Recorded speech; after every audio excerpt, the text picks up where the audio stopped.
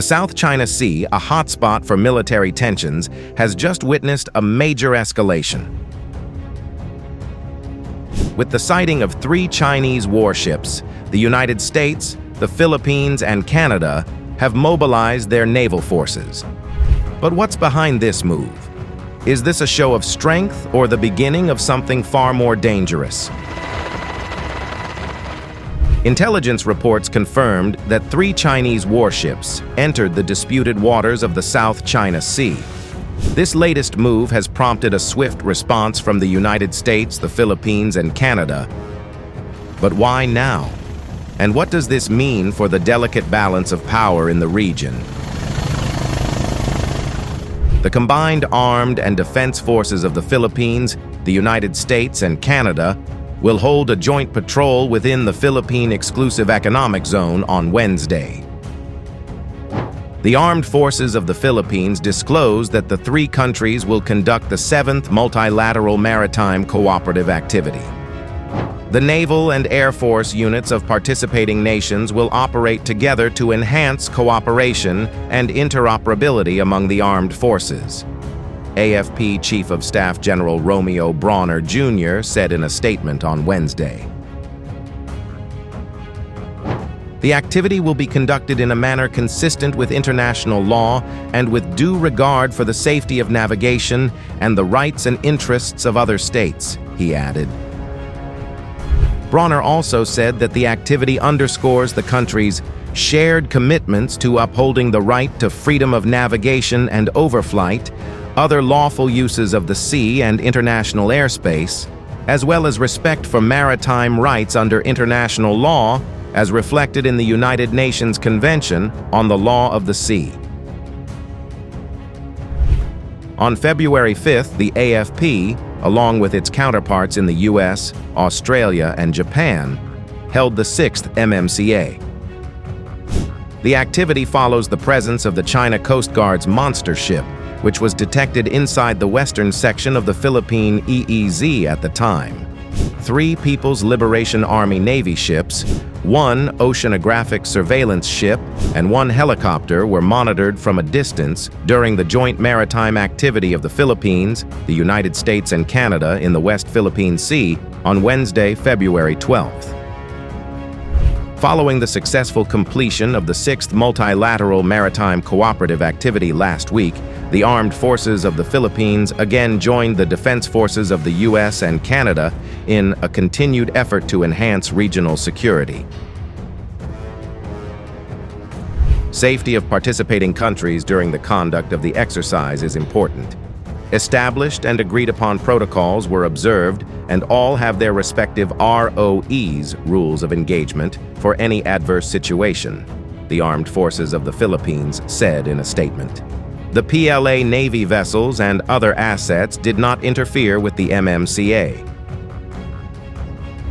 Our exercises proceeded as planned, AFP spokesperson Colonel Francel Margaret Padilla told reporters in a virtual interview on Thursday.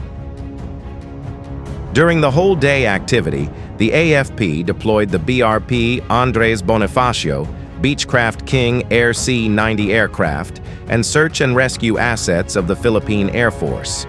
Canada deployed the HMCS Ottawa, while the U.S. was involved in the planning, pre-sale conference, and monitoring of the activity.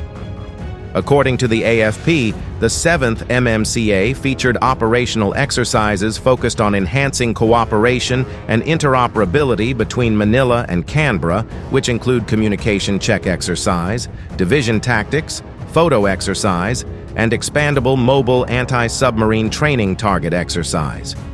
The multilateral exercise underscores the critical role of collaboration in ensuring peace, stability, and security in the Indo-Pacific region. It also reinforces the bonds between partner nations dedicated to mutual prosperity and the maintenance of a rules-based international order, as outlined in the UNCLOS, the military noted. Padilla also stressed that it is the Philippines' right to conduct exercises with its ally and partner nations in Manila's exclusive economic zone. The AFP official made the statement after Tian Junli, spokesperson of China's Southern Theater Command, pointed out that the joint patrols are an attempt of the Philippines to cover up, through military provocations and media hype, its illegal infringement on China's maritime rights. Beijing also claimed that Manila undermines the peace and stability in the South China Sea. This is anchored on international laws. The arbitral ruling ruled in favor of the Philippines, Padilla said. Itong mga kasama natin dito ay well-meaning nations and like-minded nations na iisa ang goal natin, to maintain a free and open Indo-Pacific. The Philippines is eyeing joint sales with Italy, France, and the United Kingdom, according to Armed Forces of the Philippines Chief General Romeo Bronner Jr.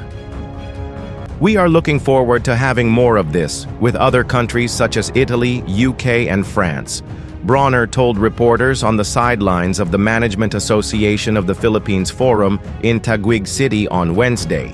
Dati, wala tayong joint sales with these countries pero unti-unti ang ibang bansa, lalo sa Europe, ay nagkakaroon ng interest sa ating bansa.